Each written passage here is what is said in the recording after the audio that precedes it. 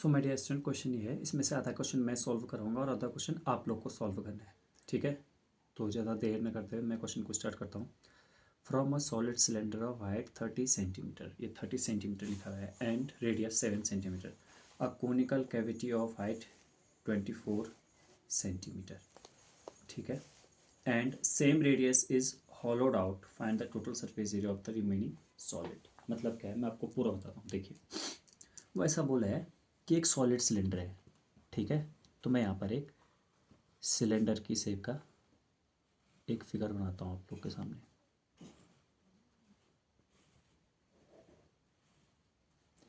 तो ये सिलेंडर है। अब इसमें से क्या कर रखा है कि सॉलिड है ये, मतलब पूरा का पूरा भर रखा है ये। फिर क्या कर रखा है इसमें, फिर कर रखा है इसमें इसकी हाइट 30 सेंटीमीटर और रेडियस 7 है। पहले तो एक काम कर लेते हैं, इसकी हाइट लिख लेते हैं। इस टोटल की हाइट कितनी है, 30 सेंटीमीटर है, और इसकी रेडियस कितनी है, वो 7 सेंटीमीटर। तो डायमीटर कितनी हो जाएगी, टोटल 14 हो जाएगी ना, अगर रेडियस इसकी 7 है तो। फिर क्या कर रखा है, इसमें सबको पढ़ना पड़ेगा। कोनिकल कैविटी, कोनिकल कैविटी मतलब कौन टाइप की कैविटी, कैविटी मतलब उसे जो निकाल रखा है, गड्ढा जो हो गया है उसे बोलते हैं कैविटी, मतलब खड्डा टाइप में। एक cavity of height 24 centimetre and same radius. Same radius मतलब रेडियस इतनी, रेडियस 7 ही, इसी रेडियस की एक कैविटी, लेकिन हाइट उसकी 24 है, ये 30 है। तो 24 की हाइट का कुछ इतना निकलेगा, समथिंग तो ऐसा ही होगा। तो ये निकल रखा है। अब ये जो कोन है, ये कोन की हाइट ये कितनी है, ये है 24 सेंटीमीटर, और रेडियस इसकी भी 7 ही सेंटीमीटर है। ठीक है, तो अब हमको बताना है कि जो रिमेनिंग सरफेस एरिया होगा सॉलिड का बचा कुचा वो कितना है। तो एक बात आपको बताना चाहता हूँ मैं, जब हमने ये सॉलिड वाला पूरा था, ठीक है, इसमें से अगर कोन बाहर निकल गया तो आप खुद सोचो, थोड़ा एज्यूम करो, ठीक है नहीं, कि अगर मतलब एक सॉलिड हमारे पास एक सिलेंडर होगा और सिलेंडर में से हम कोन को निकालेंगे बाहर, कोन के शेप का गड्ढा बना के, तो क्या बचेगा। अगर मान लो पूरी लकड़ी है, इसमें से हमने यहाँ पे कोन शेप का अगर बाहर निकाल दिया तो क्या बचा हमारे पास, सिलेंडर बचा, ये चारों तरफ का ये बचा, और ये तो बचा ही है, सिलेंडर के चारों तरफ का मतलब ये बचा, और ये नीचे वाला बचा। ऊपर वाला ये तो बचेगा नहीं ना, क्योंकि ये तो यहाँ से इतना निकल गया है, तो ये तो पूरा निकल गया।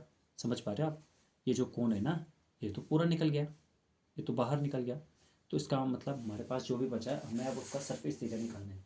तो सरफेस एरिया अगर हम निकालेंगे तो यहाँ पर मैं लिख देता हूँ remaining surface area, remaining surface area. तो रिमेनिंग में हमारे पास क्या क्या बचा। अब मेन बात ये है यहाँ पर कि रिमेनिंग हमारे पास क्या क्या बचा।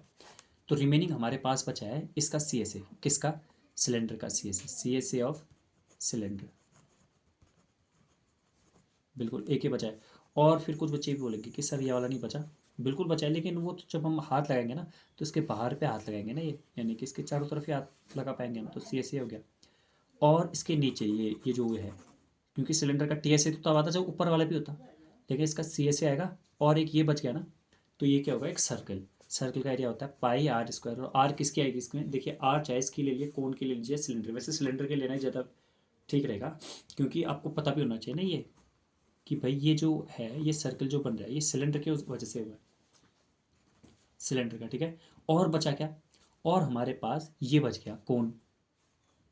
अब जब हम इधर पे ऐसे उंगली डालेंगे, हाथ डालेंगे, तो एक ये वाला ऐसा लेगा, ये वाला ऐसा लेगा, ये दो ही ऐसे तो लगेंगे, बीच में तो पूरा खोखला हो जाएगा। एक ये वाला ऐसे, ये वाला ऐसे, यानी कि बाहर बाहर वाले साइड का एरिया, यानी कि pi R L, C S A of cone, C S A of cone हमारे पास एक ये बच जाएगा। ठीक है, अब मैं यहाँ पर बताता हूँ फॉर्मूला क्या क्या हुआ। C S of cylinder 2 pi r h हो गया, प्लस पाई आर स्क्वायर हो गया, प्लस पाई आर एल हो गया। अब इसमें से हर जगह से मुझे ऐसे दिख रहा है पाई आर कॉमन आ रहा है, और पाई आर इस सब जगह, आर तो सेम ही है ना सबकी, तो मैंने कॉमन ले रखा है आर, यहाँ पर आर बच गया, और यहाँ पर क्या बच गया, पाई आर, तो एल बच गया। अब एल मतलब क्या होता है, स्लैंट हाइट। अब जैसे कौन है हमारी, ठीक है, ध्यान से आप लोग सुनेंगे, तो ये होती है एल। अभी एल आती कैसे है, ये होता है हाइट और ये होता है रेडियस। तो हमारे पास ये क्या होगा, पाइथागोरस थ्योरम यहाँ पे एप्लीकेबल हो जाएगी। जब आप इसे उल्टे करके देंगे ना ये, तो इस टाइप का देगा ये, तो ये हो गया आर, ये हो गया एच, ये हो गया एल। तो r square plus h square equals to L square, Pythagoras theorem से एल आ जाएगी यहाँ पर। ठीक है, और आर कितना है, 7 है, एच कितना है, 24 है, खुद निकाल लेना आप। फिर उसके बाद इस वाले फॉर्मूले में रखना, जब इस फॉर्मूले में रखेंगे तो आंसर आ जाएगा, पाई की वैल्यू 22/7, एल आर की वैल्यू इतनी है 24, टू एच यानी कि एच। अब ये कौन से वाली एच है, ये ध्यान से देखना, 2πr h, यानी कि ये सिलेंडर वाली है, ठीक है। और ये कितनी है 30, तो 30×2 = 60, प्लस आर, आर कितनी है, R 7 है, प्लस एल ये कितनी आएगी 25 आएगी। इतना सबको यहाँ से कट पिट करके आंसर निकालना, वो आपका आंसर आ जाएगा। ये आपको यहाँ पर दिखाई दे रहा, फिर से देख लीजिए। पाई आर की वैल्यू ये, आर सॉरी आर की वैल्यू तो 7 है ना, 2h, ये h किसकी, 2πr h सिलेंडर की, तो सिलेंडर की h आई, πr² आर किसकी, सिलेंडर की, और एल किसका, ये भी सिलेंडर का। तो इस तरह से ये एल किसका, सॉरी ये एल कोण का। तो इस तरह से जो भी हमारा आंसर आएगा, जो भी सेंटीमीटर में चला तो सेंटीमीटर स्क्वायर हमारा आंसर आ जाएगा। तो ये था आज का क्वेश्चन, ठीक है। आधा मैंने बना दिया और आधा मैं आप लोगों से उम्मीद करता हूँ कि आधा आप लोग बनाएंगे और बनाएगा पक्का, इसको पक्का, इसको छोड़ना नहीं, पक्का बनाना। ये पूरे का पूरा क्वेश्चन आप लोग को दिखाई दे रहा है ना, आप लोग स्क्रीनशॉट ले लेना, ठीक है। और आप लोग इसे बनाएंगे, ऐसी मुझे उम्मीद है आप लोगों से।